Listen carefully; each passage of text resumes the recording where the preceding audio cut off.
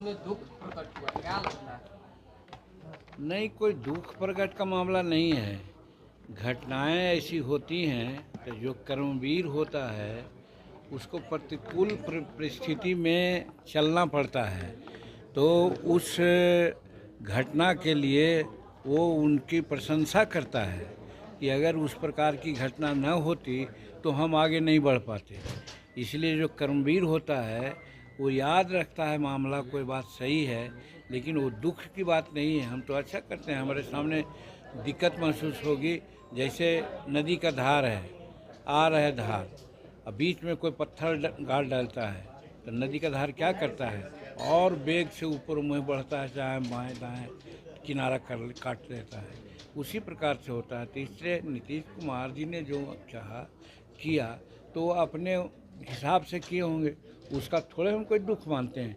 उसके बावजूद भी तो हम नीतीश कुमार जी के साथ किसी कसम खा रखा था कि नीतीश जी आपने हमको मुख्यमंत्री बनाया है, बहुत बड़ा सम्मान दिया, 2 ही दिन के लिए सही, आज हम सब सम्मान का या जो उपयोग कर रहे हैं, तो इसलिए हम तो कसम खाते हैं कि आपके साथ हम रहेंगे, छोड़ेंगे नहीं।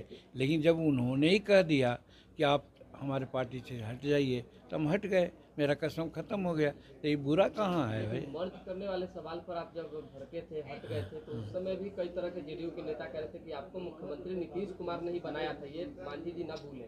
राजनीति में आपको उन्होंने आज भी नहीं हम भूलते हैं। उस दिन भी वो कहते हैं तो फालतू बात बोलते थे। अगर कोई भूलने वाला कहता तब न कहता, हम तो सब दिन कहे हैं भाई कि हम कैसे भूलेंगे कि हमको मुख्यमंत्री उन्होंने बनाया नहीं था। हम इस बात को कभी नहीं भूलते। लेकिन कहीं न कहीं किसी दबाव में, कहिए क्या कारण है कि कभी कभी मिसअंडरस्टैंडिंग होता है, जो हमारे बहुत सी बातों को नेगलेक्ट भी करते हैं। और बहुत ऐसी बातें हैं जो कोई नहीं करा सकता है, हमने कहा उन्होंने कर दिया, तो हम कैसे माने कि हमसे उन नाराज़ रहते हैं या हम उनसे नाराज़ रहते हैं। घटनाक्रम होती है, घटनाक्रम में कुछ न कुछ बात होती है, तो अपने कार्यकर्ताओं को मन बदलाव के लिए और उत्साहित करने के लिए हम बोल देते हैं।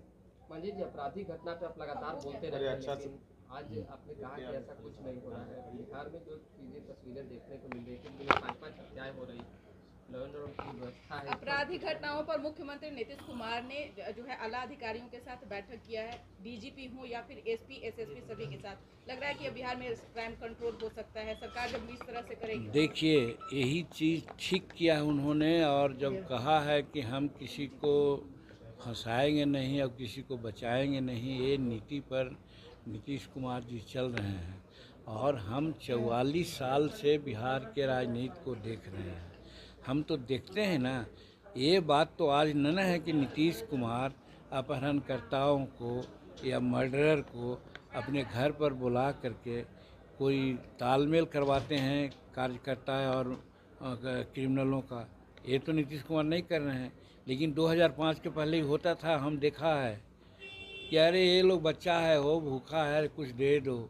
डॉक्टर को पकड़ के लाया गया, उसमें मांगा गया 5 लाख समथिंग, तो कहा दे दो कुछ हो, तो अंत में दिलवा दिए तो छुड़वा दिए। वो बात तो नहीं हो रही है यहाँ पर। तो इसलिए लॉ एंड ऑर्डर की बात वो लोग जो करते हैं वो बेईमानी है।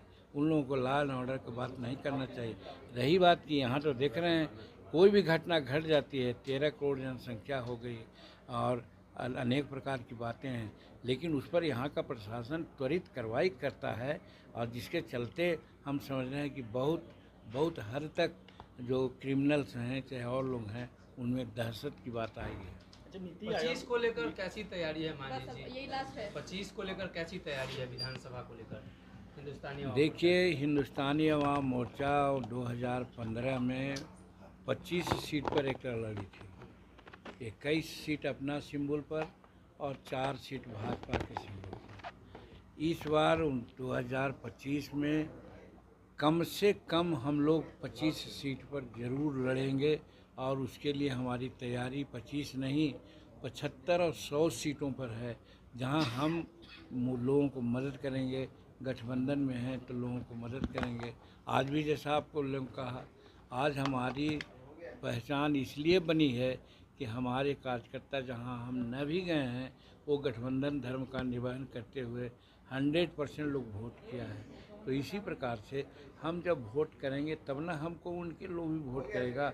इसलिए हम टारगेट रखे हैं कम से कम 25 सीट पर हम जरूर लड़ेंगे, और आगे भी सीट अगर मिलेगा तो भी लड़ेंगे।